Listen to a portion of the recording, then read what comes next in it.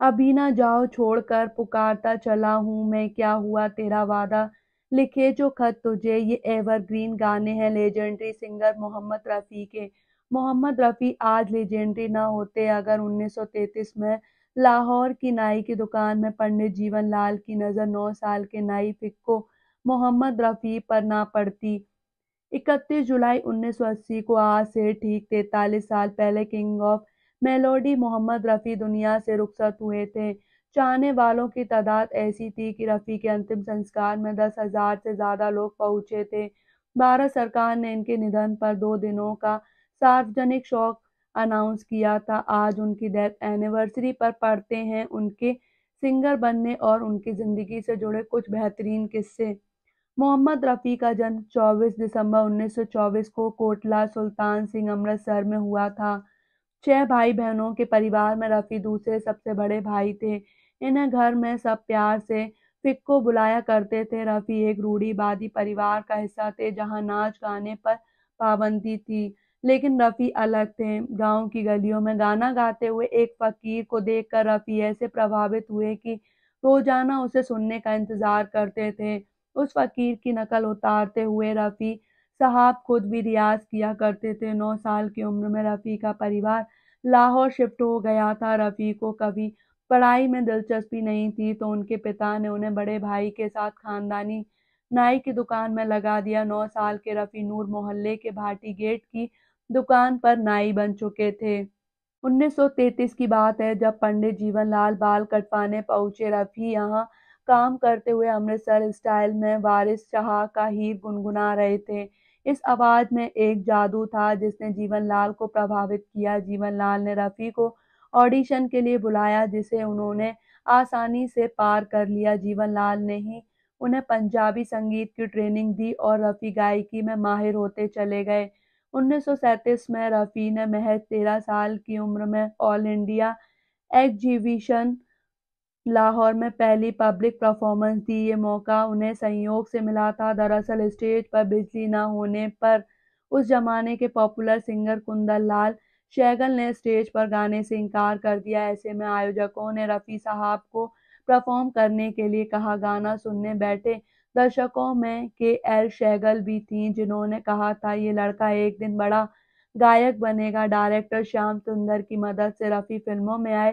पहला गाना रहा गल बलोच फिल्म का परदेसी सोनिए ओ हीरिए। लगातार गाने गाते हुए रफ़ी खूब नाम कमा रहे थे। एक्टर और प्रोड्यूसर नज़ीर ने मोहम्मद रफ़ी को 100 रुपए और एक टिकट भेजकर बॉम्बे बुलाया। यहाँ उन्होंने फिल्म पहले आप 1944 का गाना हिंदुस्तान के हमें रिकॉर्ड किया।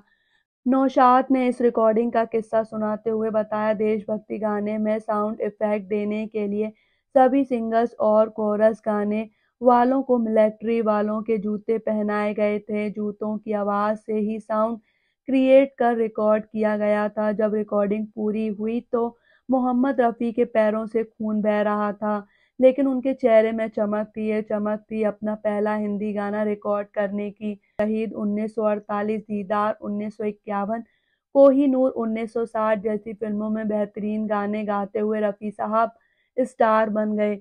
बेजू बाबरा में प्लेबैक सिंगिंग करने के बाद रफ़ी ने पीछे मुड़कर नहीं देखा।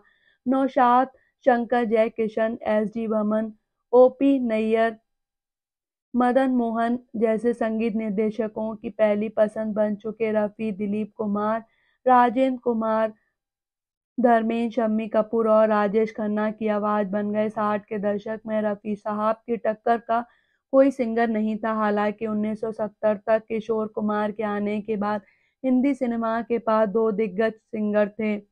1938 में मोहम्मद रफ़ी की शादी बशीरा बीबी से हुई थी जिससे उन्हें एक बेटा हुआ था। जब भारत पाकिस्तान के दंगों में मोहम्मद रफ़ी के सास ससुर की मौत हो गई तो उनकी पत्नी बशीरा ने भारत में रहने से साफ इनकार कर दिया और लाहौर लौट गए।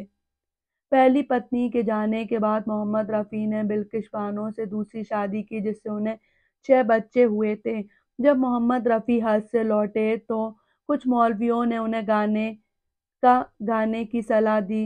मोहम्मद रफ़ी ने भी बात मानकर गाना गाना छोड़ दिया, लेकिन कुछ समय बाद जब फैंस उदास होने लगे तो उन्होंने गायकी को इबादत बताते हुए दोबारा गाना शुरू कर दिया। मोहम्मद रफ़ी के छोटे बेटे शाहिद की पत्नी फिरदौस ने बातचीत के दौरान उनसे जुड़ा किस्सा शेयर किया। उन्होंने बताया कि मोहम्मद रफ़ी के कई फैंस ऐसे हैं जो उनकी कब्र पर आते हैं और मिट्टी उठा ले जाते हैं, कुछ तो ऐसी भी हैं जो कब्र की मिट्टी खा लेते हैं।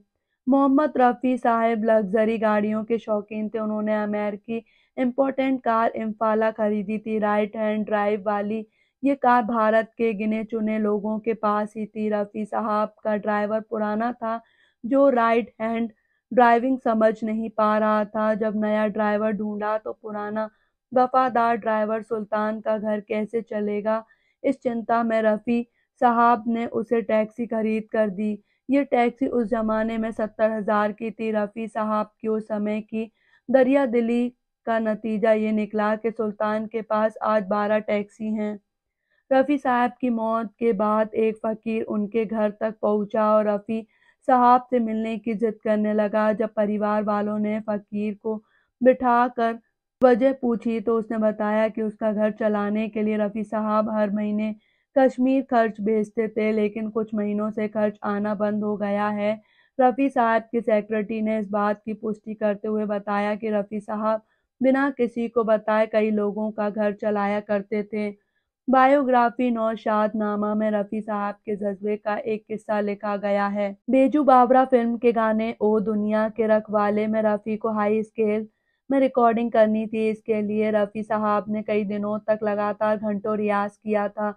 जब गाने की फाइनल रिकॉर्डिंग हुई तो रफ़ी साहब के गले से खून रिस रहा था। इस गाने के बाद कई महीनों तक रफ़ी साहब ने कोई गाना नहीं गाया। बताया जाता है कि एक कैदी ने फांसी की सज़ा के दौरान ये गाना सुनने की आखिरी इच्छा ज़ाहिर की थी। जेलर ने जेल में ही रिकॉर्डर पर ये गाना बजाया और फांसी दी।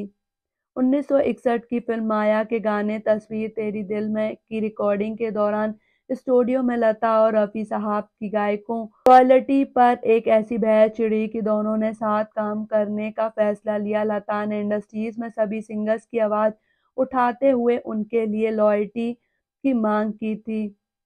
सभी गायकों ने मीटिंग रखी, लेकिन रफ़ी साहब लता और रॉयल्टी मांग रहे थे।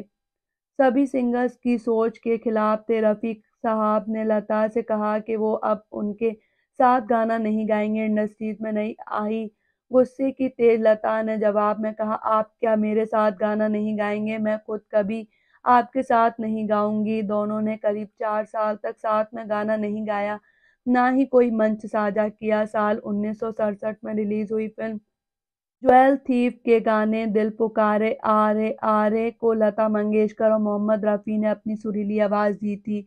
इस गाने को मोहम्मद रफ़ी और लता जी के 4 साल पुराने झगड़े को सुलझाने का क्रेडिट देना गलत नहीं होगा। 1967 में संगीतकार जय किशन के कहने पर रफ़ी साहब ने लता से चिट्ठी लिखकर माफ़ी मांगी। 1967 में आर.डी. बर्मन के एक समारोह में दोनों ने इसी साल रिलीज हुई फिल्म ज्वेल थीफ का ये गाना गाया और झगड़ा खत्म कर दिया। रफ़ी साहब एक शो के लिए ब्रिटेन के कोवेंट्री पहुंचे थे। यहाँ खाना रफ़ी साहब की पसंद का नहीं था तो उनका मिजाज खराब हो गया। वहीं मिलने पहुंचे बेटे और बहू से रफ़ी साहब ने पूछा कि यहाँ से लंदन कितना दूर है। जवाब मिला सिर्फ 3 घंटे। रफ़ी साहब ने तुरंत बेटी यास्मीन को कॉल किया और कहा, क्या तुम घंटे भर में दाल चावल और चटनी पका सकती हो? बात बनी तो रफ़ी साहब तुरंत गाड़ी से लंदन रवाना हो गए। भारतीय खाना खाया और दोबारा शाम 7 बजे एक ब्रिटेन लौट आए। लोगों के उनके अचानक होने का कारण जाना तो हर कोई हैरान रह गया। 31 जुलाई 1980 को रात करीब 10:25 पे मोहम्मद रफ़ी ने हार्ट अटैक से दम तोड़ दिया। अगली सुबह उन्हें जुहू के कब्रिस्तान में दफनाया गया। उनके अंतिम दर्शन में करीब 10,000 लोग शामिल हुए थे। भारत सरकार ने रफ़ी के निधन पर 2 दिनों का सार्वजनिक शोक अनाउंस किया था।